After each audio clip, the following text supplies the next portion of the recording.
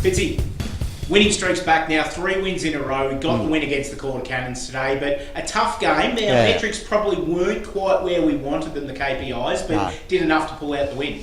Yes, we did, Sean. It was an interesting one because we knew all along Cannons have been in quite good form in recent weeks, and I showed the boys the ladder at the start of our team meeting, which is unusual for me, but I wanted to clearly remind our blokes that we were playing against a team which was very, very close to where we are. So we needed to make sure we concentrated really hard, that we don't take anything for granted, and I thought that our mindset was very, very good. And also, it's one of those difficult, cold, windy days.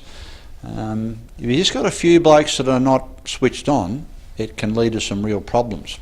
So. It certainly can, and you talk about switching on. It seemed that a switch was flicked at about the 20-minute mark of the second quarter because we kicked 3 really crucial goals at the end of that second quarter that kind of then set the tone for the rest of the day. Yeah, it did, and really, even though probably the scores were about a 5-goal win, that 3 to 4 goal margin that we established late in the second quarter was perhaps just a bridge too far for the opposition, even though they never went away.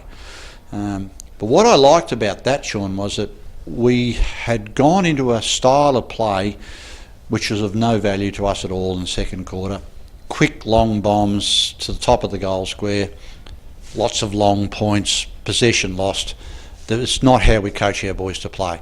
So the moment we went back to still trying to get marks forward of centre, that led to some better flow of ball, more efficient use of the ball forward of centre, and then those late goals.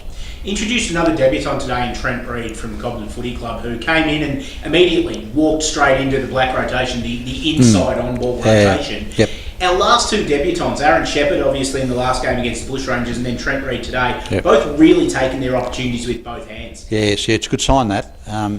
Also, what I'm pleased about, Sean, is that whilst we do get access to our full list once a week, and that's the Thursday night, we're still able to get some what I call really good situational training, both in the 3 lines, the backs, mids and forwards, and then also some game sense type training where we actually put them into positions and play a bit of a mock game.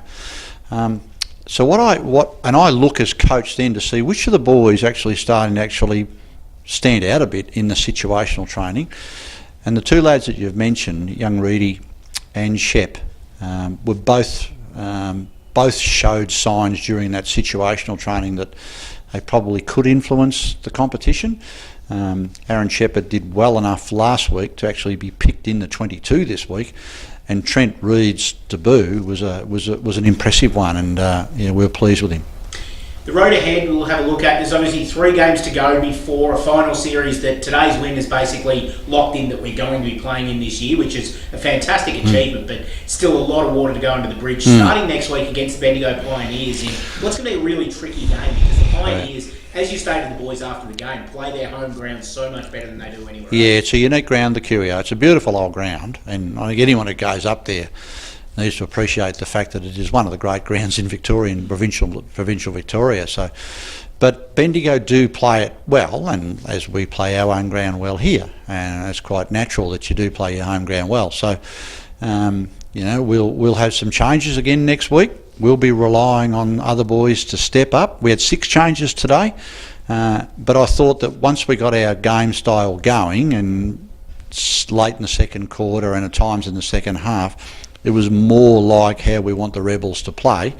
So those that are custodians of our team next week need to understand clearly how we want to play, go up to Bendigo, play to the best of their ability, contribute towards the team cause, and see if the group who plays next Sunday can contribute towards the Rebels continuing on what has been some really good form in recent weeks. Obviously, the ultimate goal for us at the end of the year is to finish in the top 4, the inherent benefits that comes from finishing in the top 4 in a top 8 system. To do that, we probably have to win all 3 of our games coming forward, which aren't going to be easy because, as we mentioned, obviously up to Bendigo next week. Last 2 games are in Ballarat, but they're against the Northern Knights and the Eastern Rangers, 2 teams that really pushed us without their Metro representatives this year. Oh yeah. There's no doubt that the teams that we are playing now will be different to the teams that we have played in the first round. So we just need to follow the philosophy of what can we learn, how do we get better? And then how do we get better? The challenge there, Sean, is individually and collectively.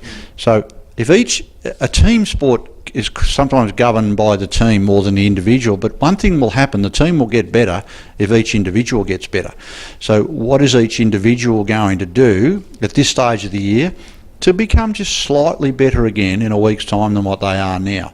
And that can sometimes be a recovery, diet, how they look after themselves, all that sort of stuff that creeps into it. So challenge is we need to get better.